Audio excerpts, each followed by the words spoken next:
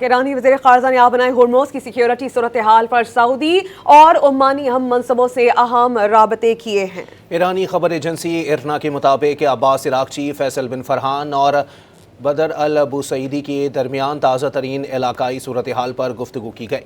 ایران اور سعودی عرب کے حکام کے درمیان یہ رابطہ ایسے وقت میں ہوا جب سعودی عرب اور ایران کے اتحادی حوثی گروپ کے درمیان کشیدگی ایک بار پھر بڑھ گئی ہے۔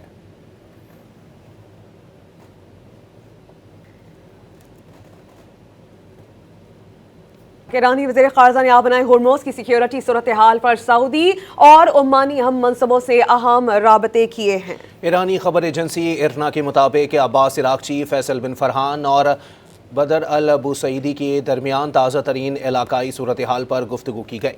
ایران اور سعودی عرب کے حکام کے درمیان یہ رابطہ ایسے وقت میں ہوا جب سعودی عرب اور ایران کے اتحادی حوثی گروپ کے درمیان کشیدگی ایک بار پھر بڑھ گئی ہے۔